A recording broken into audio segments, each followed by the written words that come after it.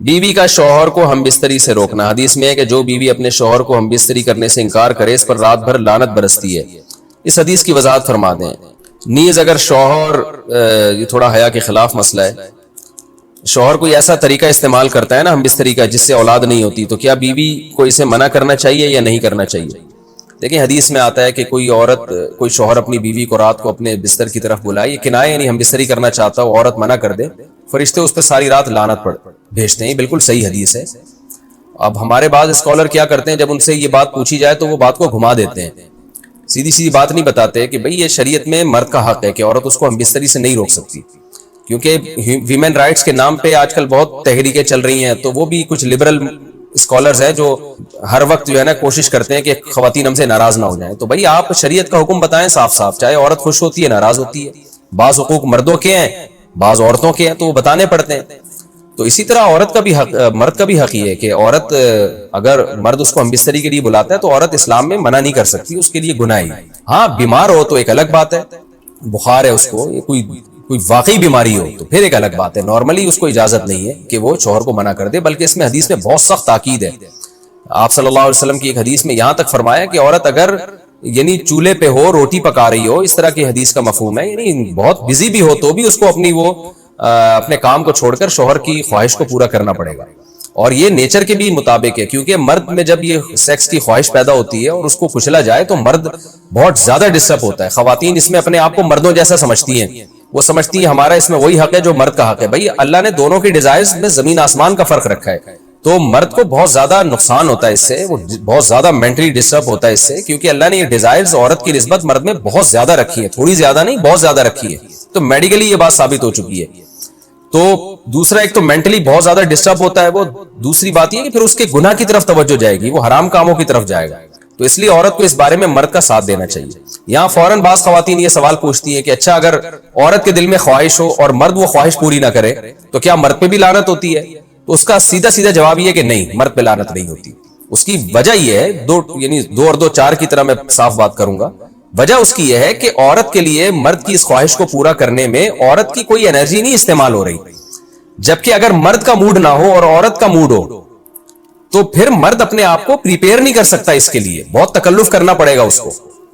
اخلاقی طور پر تو ٹھیک ہے مرد کو یہی حکم دیا جائے گا کہ زوجہ کی خواہش کو پورا کرے, لیکن اس پر شریعت نے لازم نہیں کیا ہے, کیونکہ ایک چیز مرد کے اختیار میں نہیں ہے تو لازم کیسے ہو سکتی ہے؟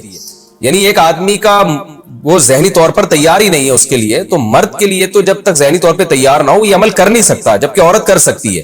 تو انرجی جو استعمال ہوتی ہے نا اس میں بہت زیادہ وہ تو مرد کی انرجی یوز ہوتی ہے.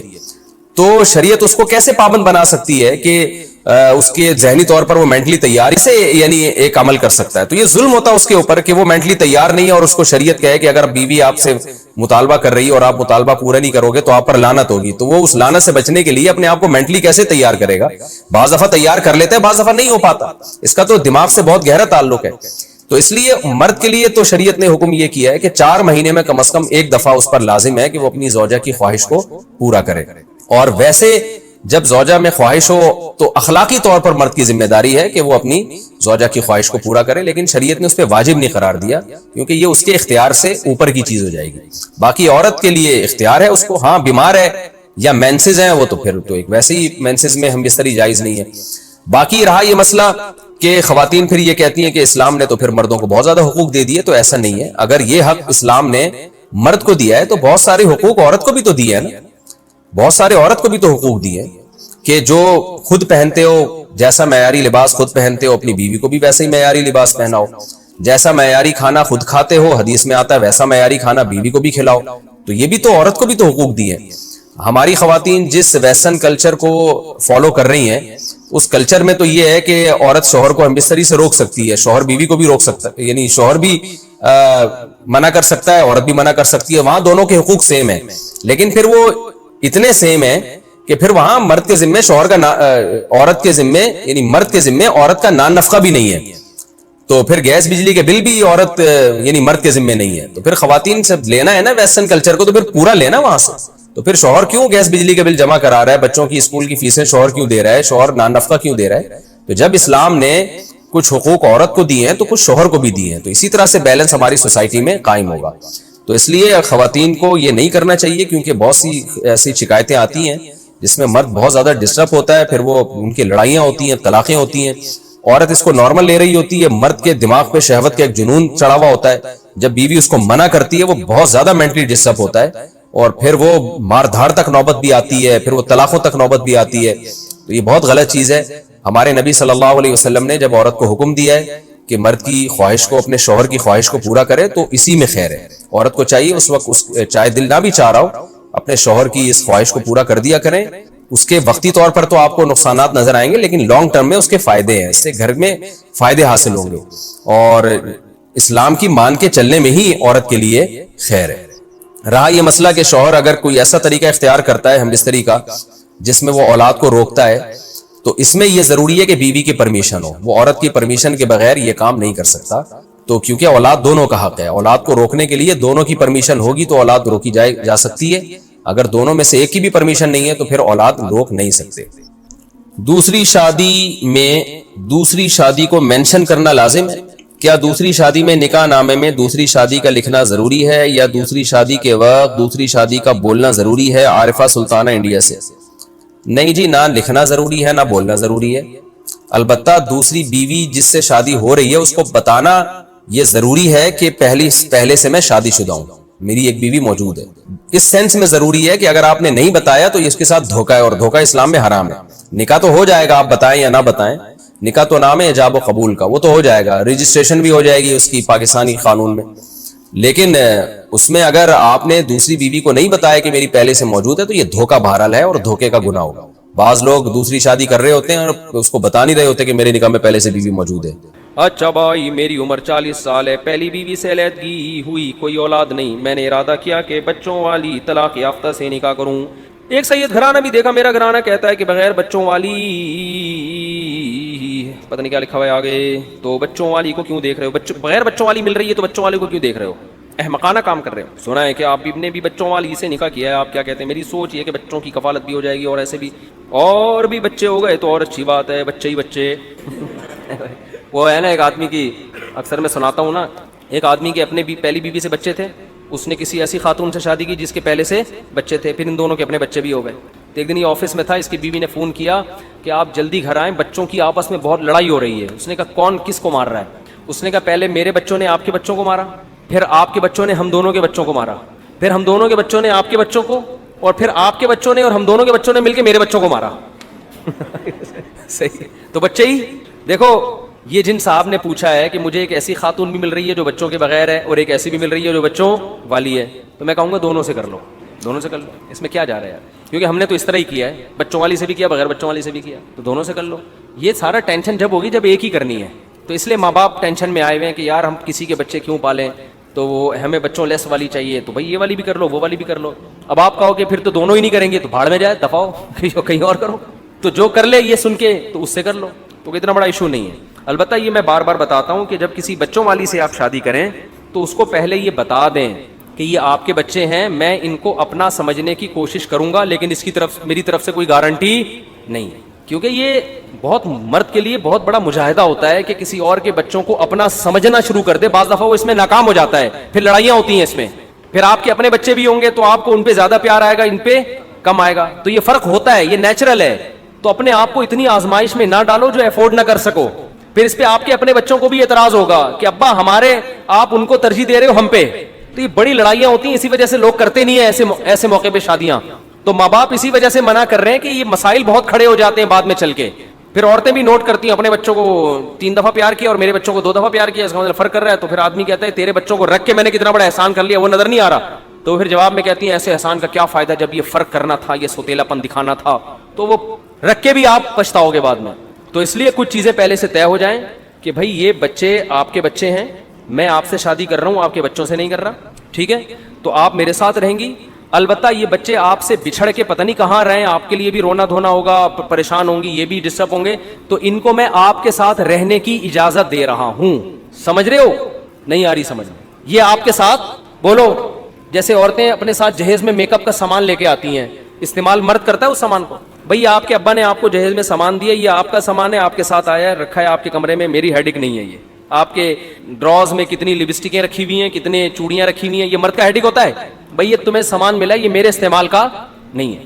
تو یہ جو بچے آپ کے ساتھ جہیز میں آئے ہیں, یہ آپ کے ہیں, میں ان کو آپ سے جدا نہیں کر رہا, بس اتنی گارنٹی ہے, آپ کے ساتھ رہنے کی اجازت. باقی میں ان کو بڑھ چڑھ کے محبت دوں, اپنے بچوں کی طرح پالوں, میری طرف سے کوئی گارنٹی. بعض چیزیں ایسی ہوتی ہیں جو بولنے میں بہت بری لگتی ہیں.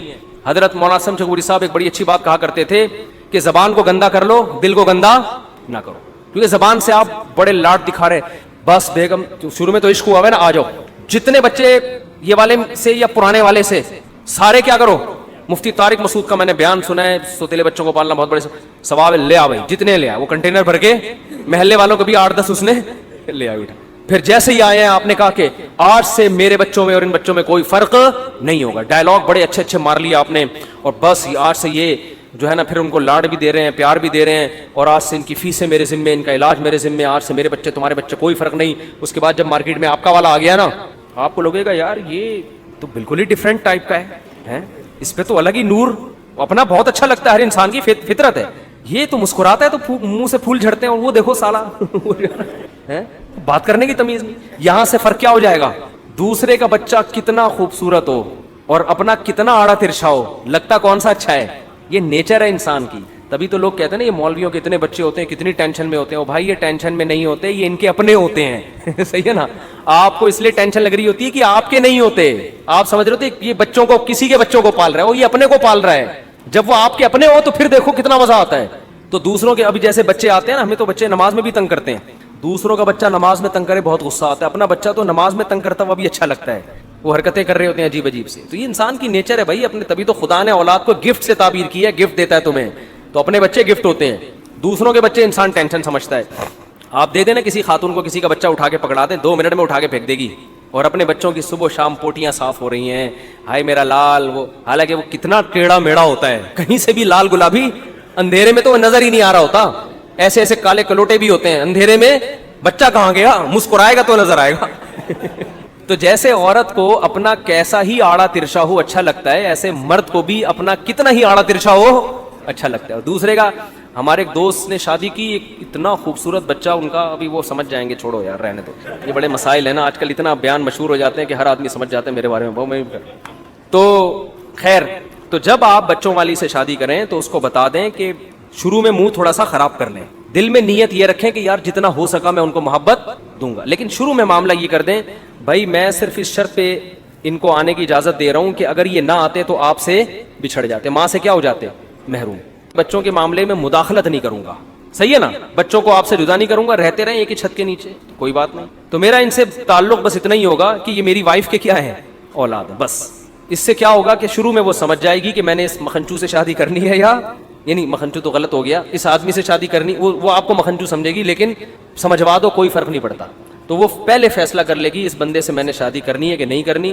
تو زیادہ لمبے چوڑے ڈائلاگ مارنے, عقل مند ہوگی تو کر لے گی کہ چلو یار کم از کم اتنا تو ہو رہا ہے کہ میرے بچوں کو باپ نہیں مل رہا, لیکن مجھ سے کم از کم جدا تو نہیں ہو رہے, مجھے شوہر تو مل رہا ہے نا کم از کم, اور ایک چھت تو مل رہی ہے. اور اس کا بھی امکان ہے, ہو سکتا ہے, دیکھو کچھ دن میں گدھا بھی پالو گے تو محبت ہو جاتی ہے اس سے, تو یہ تو پھر بھی بچے انسان ہیں, تو کچھ نہ کچھ محبت تو بہرحال ہوگی.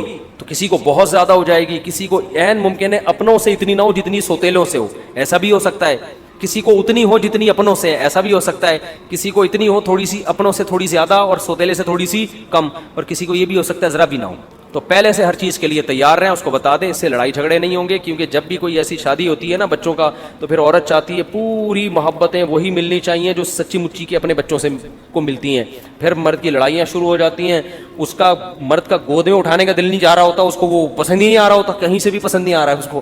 ٹھیک ہے نا, تو کہہ رہا ہے یار یہ کیا ہے گیا ہمارے گھر میں عجیب سا, اس کو پسند نہیں آ رہا کہ یہ یہاں میرے بیڈ پہ کم وقت بیٹھا ہوا کیوں ہے, اور آپ کہہ رہی ہے اٹھا کے اس کو جھپیاں پائے بیٹھ کے اور گلے میں لے, وہ کہہ رہا ہے یار یہ میں نہیں افورڈ کر سکتا. پھر کیا ہوتی ہے, طلاقیں ہوتی ہیں. تو بس عورت یہ سمجھے کہ میرے بچوں کو اس نے رکھ لیا ہے, تو اتنا بھی کمپرومائز کر لیں. اور اصل تو وہ جو سچی مچی کا باپ ہے, تو اصل تو وہی باپ ہے نا. عورتیں یہ کرتی ہیں کہ اس باپ سے محروم کر دیتی ہیں اس کو سوتیلے کے چکر میں. یہ ظلم ہے. جو سچی مچی کا ہے وہ اصل میں کیا ہے, اصل میں وہی ہے. تو اس سے محروم مت کرو, اس سے محرومی کا آخرت میں جواب دینا پڑے گا. تو کافی ہو گیا میرا خیال ہے, بس بھائی بہت ہو گیا یار. مفتی صاحب یہ دریافت کرنا ہے کہ کسی شخص نے یہ نظر مانی تھی کہ فلاں کام ہو جائے تو ایک سال کا روزہ رکھوں گا، وہ فلاں کام ہو گیا تو کیا 1 سال کے روزے رکھنے پڑیں گے؟ زبان سے اگر یہ الفاظ کہے تھے کہ میرا فلاں کام ہو گیا تو میں 1 سال کے روزے رکھوں گا، اگر صرف نیت نہیں زبان سے، تو 1 سال کے روزے محترم پہ لازم ہو چکے ہیں. سمجھتے ہو؟ تو منت ماننے سے پہلے سوچا کرو کیا مان رہے ہو، کیا بول رہے ہو مجھ سے. رکھ لو 1 سال کے، ناروے چلے جاؤ، 2 گھنٹے کے روزے ہوتے ہیں، رکھ لو وہاں جا. میری عمر 40 سال ہے. پہلے یہ ہو گیا یوٹیوب پر روسٹنگ، یہ کیا ہے؟ کسی کی حجب کرنا، بغرض تفریح کرنا شرعن اخلاقاً کیسا ہے؟ اگر سامنے والے کو اس سے تکلیف ہو رہی ہے جس کی حجب کر رہے ہیں تو پھر یہ شرعن عمل جائز نہیں ہے. باقی ایسی اس سے آمدن ہونے والی کمائی کا کیا حکم ہے؟ تو یاد رکھیں کہ یوٹیوب پہ جو کمائی ہے وہ آپ کی ویڈیو کی نہیں ہوتی، وہ ایڈورٹائزمنٹ کی ہوتی ہے. سمجھ رہے ہو؟ تو ایڈورٹائز میں اگر شراب کا ایڈورٹائز چل رہا ہے، کسی سینما گھر کا چل رہا ہے، تو وہ اس اسپیسیفک اس ایڈورٹائز کی ارننگ حرام ہوگی. اور اگر کسی جائز پروڈکٹ کی ایڈورٹائزمنٹ ہو رہی ہے تو اس کی ایڈورٹائزمنٹ سے ارننگ کیا ہوگی؟ حلال ہوگی. یہ اصول ہے اس کا. میری والدہ میری شادی اپنی بھتیجی سے کروانا چاہتی ہیں، جبکہ میرے مرحوم ابو نے اپنی زندگی میں مجھے وہاں شادی سے منع کیا تھا کیونکہ ہمارے مزاج ان سے نہیں ملتے اور بہت سی وجوہات ہیں. پوچھنا یہ کہ اب میں اپنے مرحوم باپ کی اس وصیت کا خیال کروں یا بھی اپنی اماں کو خوش کرنے کی کوشش کروں کہ اپنے ماموں کی بیٹی سے شادی کروں؟ ابا تو مرحوم ہو گئے، اب ان کے لیے دعائے مغفرت فرماؤ.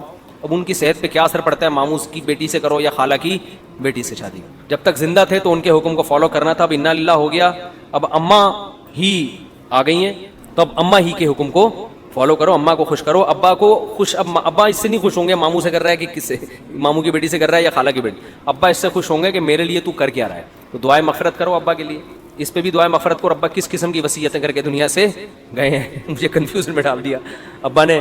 تو اس کے لیے ابا سے دعا مانگو. ہاں اگر اس لڑکی نے ابا کو ستایا تھا، کوئی ظلم کیا ہے آپ کے ابا کے اوپر اور اس کی وجہ سے ابا اس سے ناراض تھے اور اس بیس پر وصیت کی ابا نے، تو پھر وہاں نکاح، کیونکہ ابا کی یہاں حکم کسی بیس پر مبنی ہے. سمجھتے ہو؟ تو اس لڑکی نے ابا کے ساتھ بدتمیزی کی. بعض دفعہ بعض خواتین کر دیتی ہیں تو باپ کو غصہ آتا ہے، بولتا ہے میں یہاں نہیں شادی، یہ تو میرے ساتھ بدتمیز ہے. تو ایسے موقع پہ باپ کی بات مانی جائے گی. تو پھر ایسے موقع پہ ابا کے مرنے کے بعد بھی ان کے حکم کو فالو کرو آپ. ختم. چل بھائی چھوڑو یہ سوال نہ پوچھو، بہت مشکل سوال ہے. نہیں پوچھوں. تو آپ سے جس نے پوچھا اس کو بولو نہیں پوچھو، ٹھیک ہے؟ سبحانک اللہم بحمدک نشہد ان لا الہ الا انت نستغفرک.